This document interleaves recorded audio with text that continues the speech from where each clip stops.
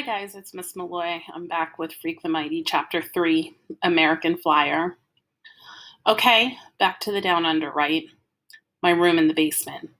Scuttle into your dim hole in the ground, Maxwell, dear. A big goon like you, grown about an inch a day. And this midget kid, this crippled little humanoid, he actually scared you. Not the kind of scare that makes your knee bones feel like water.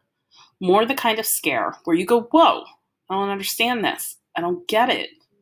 What's going on?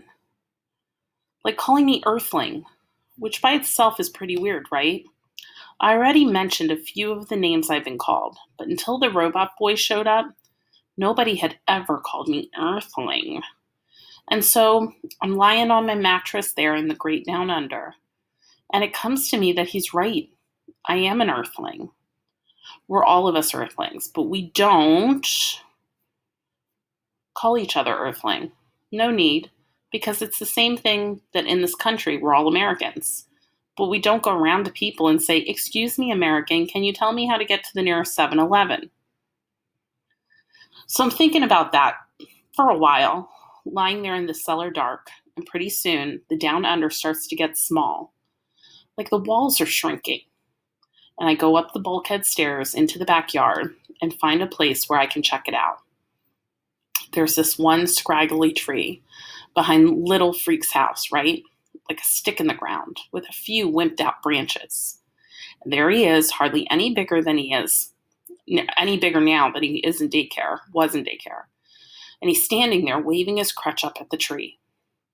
I kind of slide over to the chain link fence to get a better angle on the scene. What's he doing, whacking at that crummy tree, trying to jump up and hit this branch with his little crutch? And he's mad, hopping mad. Only he can't really jump. He just makes this jumping kind of motion. His feet never leave the ground. Then what he does, he throws down the crutch and he gets down on his hands and knees and he crawls back into the house. If you didn't know, you would think he was a kindergarten creeper who forgot how to walk. He's that small. And he crawls real good, better than he can walk. Before you know it, he's dragging this wagon out from under the steps. Rusty red thing, one of those old American Flyer models. Anyhow, the little freak is tugging it backwards a few inches at a time, chugging along until he gets that little wagon under the tree. Next thing, he picks up his crutch and he climbs to the wagon and he stands up and he's whacking at the tree again. By now, I figured out that there's something stuck up in the branches and he wants to get it down. This small, bright colored thing looks like a piece of a folded paper. Whatever it is, the paper thing, he wants it real bad. But even with the wagon, there's no way he can reach it. No way. So I go over there to his backyard, trying to be really quiet, but I'm no good at sneaking up, not with these humongous feet, and he turns and faces me with that crutch raised up like he's ready to hit a grand slam on my head. He wants to say something, but you can tell that much. But he's so mad, he's all huffed up, and the noise he makes, it could be from a dog or something. He sounds like he can hardly breathe. What I do, I keep out of range of that crutch, and I just reach up and pick the paper thing right out of the tree. Except it's not a paper thing, it's a plastic bird, light as a feather. I have to hold it real careful or it might break, that's how flimsy it is. I go, "You want this back or what?" The little freak is staring at me, bug-eyed, and he goes, "Ow, it talks." I give him the bird thing. What is it? Like a model airplane or something? You can tell he's real happy to have the bird thing back, and his face isn't quite so fierce. He sits down in the wagon and he goes, "This is an ornithopter.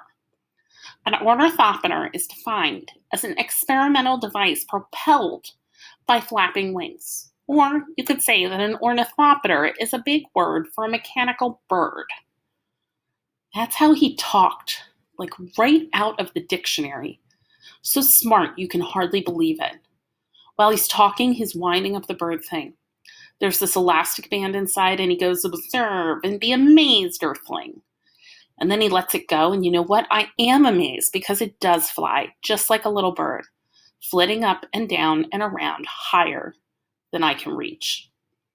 I chase after the thing until it boinks against the scrawny tree, and I bring it back to him, and he winds it up again and makes it fly.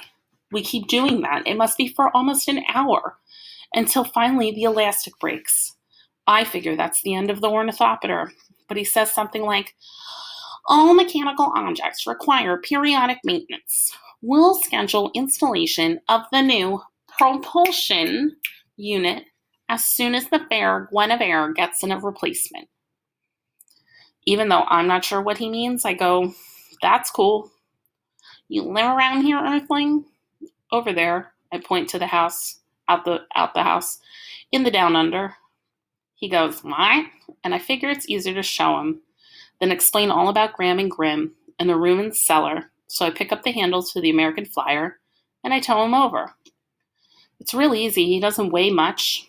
And I'm pretty sure I remember looking back and seeing him sitting up in the wagon, happy as can be, like he's really enjoying the ride and not embarrassed to have me pulling him around. But like Freak says later in this book, you can remember anything, whether it happened or not. All I'm really sure of is he never hit me with that crutch. And that is the end of chapter 3.